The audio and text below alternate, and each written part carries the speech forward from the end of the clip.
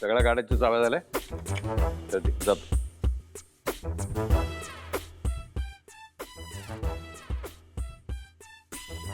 किल्ली टाक टाक खाली. घरातल्या सगळ्या गाड्यांची चाव्या इथे जमा करून काय म्हणायचं काय तुम्हाला? आजपासून गाड्या चालवणं बंद. गाड्या चालवायच्या नाही? नाही. मग आम्ही आता ऑफिसला कसं जाणार? पब्लिक ट्रान्सपोर्ट काही होत नाही. मी माझ्या उमेदीच्या काळात पब्लिक ट्रान्सपोर्टचा वापर केलेला आहे. तुमच्या उमेदीच्या काळाला आजोबा 25 वर्ष उलटून गेली. आता शक्य आहे का ते? आता रस्त्यावरती ट्रॅफिक किती आहे? काहीतरी तुम्ही सांगताय. याचं कारण तुम्हाला गाड्या चालवायची अक्कल नाही म्हणून. थोडक्यात नातवावरचा राग हा असा निघतोय, बरोबर ना?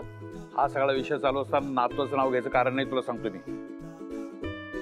त्यांनी गाडी चालवायची नाही, तू गाडी चालवायची नाही. ड्रायव्हर आहे ना आपल्याकडे, तुम्हाला चालवायची गरज काय? अरे आपण बिझनेस पण आहोत. आपल्या डोक्यात 1000 विचार चालू असतात एका वेळेला.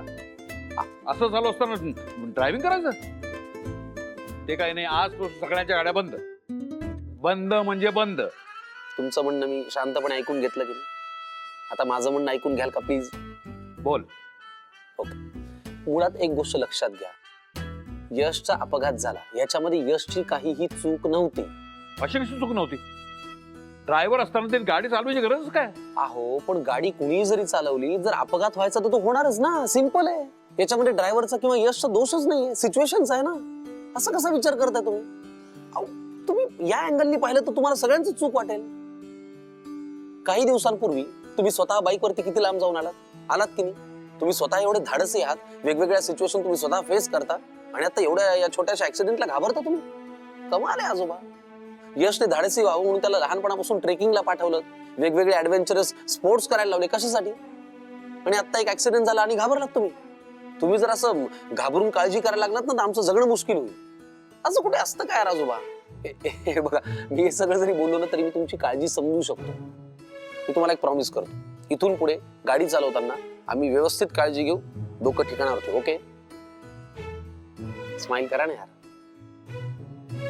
क्या बोल रहा जग्गो, जाने का क्या लॉन्ग ड्राइव पे?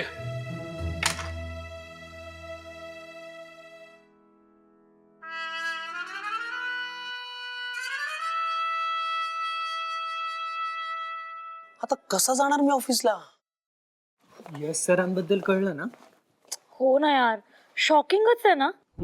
आजकाल कोणाच्या बाबतीत नक्की काय घडेल ते काहीच सांगता येणार नाही. बरं, तुम्हाला सरांच्या तब्येतीबद्दल काही लेटेस्ट अपडेट कळलंय का? नाही ना, मला काहीच कळलं नाही अजून. त्यांना फक्त हॉस्पिटलमधून घरी घेऊन गेलेत एवढंच कळलंय. मला ना आता सरांची खूप काळजी वाटते. मलाही काळजी वाटते. काय करू? यशला फोन करू का?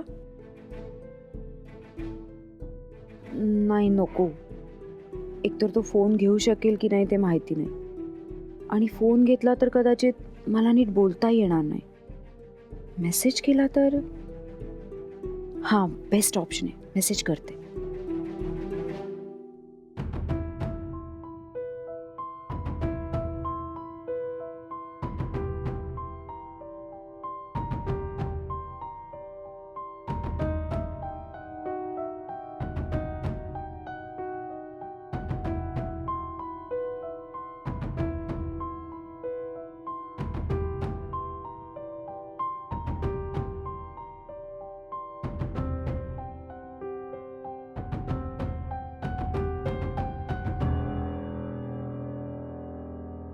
Hello, Gartonde sir. हा बोला मी स्नेहा. सर, मला आज हाफ डे हवा होता. थोडं अर्जंट काम आहे. ठीक आहे, जा तुम्ही. थँक्यू.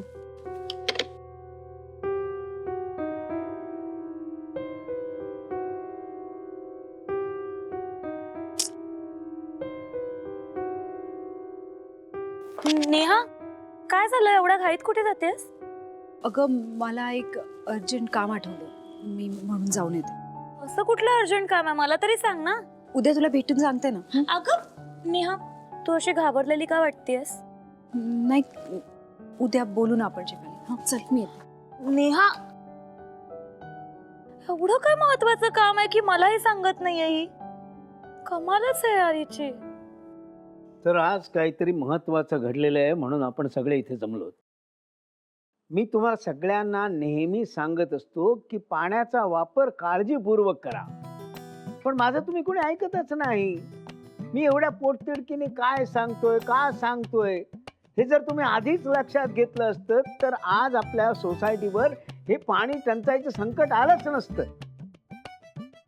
हो, हा. यशचा ऍक्सिडेंट झालाय ना, त्याबद्दल बोलायचंय तुम्हाला. तुम्ही हे भलतच काय काहीतरी बोलताय. हो का? मग काय बोलायचं? कर्म माझं. हे बोलायचं? हो, त्याला हॉस्पिटल मधून आता घरी आणलंय ना, बरं. त्याच्याबद्दल बोला. हा, हो. आलं लक्षात. आता तू अजिबात मध्ये बोलू नकोस, मी सांगतो. हो. काय मंडळी, आपल्याला सगळ्यांना ठाऊकच आहे की यशवर्धन चौधरी म्हणजे आपला सगळ्यांचा लाडका यश, त्याला एक मोठा अपघात झाला होता आणि त्यातून आता तो वाचून घरी आणलेला आहे.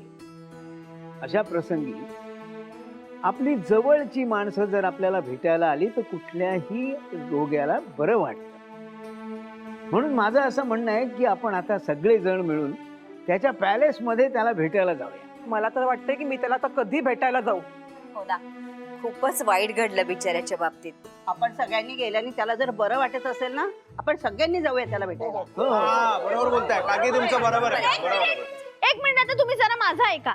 हा, बोल बोल, काय तुला बोलायचंय, बोल. अहो काका, आपण सगळे तिकडे पॅलेस मध्ये जाणं शक्य नाहीये.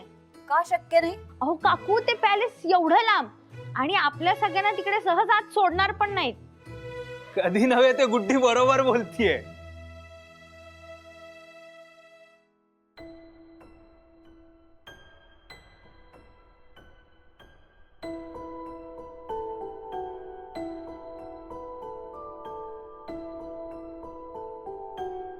अहो काकू, तुम्ही म्हणता की आपण गेलो त्याला बरं वाटेल, पण कधी? तो पूर्ण बरा होईल तेव्हा. आपण सगळे गेलो तर त्याला त्रासच होईल ना. हो, हे पण बरोबर आहे तुझं. नाही नाही, मला हे अजिबात पटलेलं नाहीये. प्रश्न असा आहे की आपण आता काय करायचं. तर आपलं आता ठरलंय, आपण त्याला भेटायला जायचं. अजिबात नाही जायचं. पण का? जायला पाहिजे तर भेटायला. अगं, असं काय गुड्डी, करायचं? ऐक ना पण. काकींचं पण बरोबर आहे. अरे, असं नसतं ना. गुड्डी, आता वाद नको आणि चर्चाही नको. आता मी जे सांगेन ते सगळ्यांनी ऐकायचं, कळलं? मला वाटतं बंडू काका जे बोलतात आहे ते भावनिकतेने बोलतात आहे आणि आपली गुड्डी ते शक्यता दर्शवते आहे ना. म्हणून मला असं वाटतं आपल्या चाळीतील 2 प्रतिनिधी आपण भेटायला पाठवायचे आणि त्यांच्यासोबत पुष्पगुच्छ आणि ग्रीटिंग कार्ड सुद्धा पाठवायला पाहिजे. हो ना? आयुष्यात हे भारी आहे.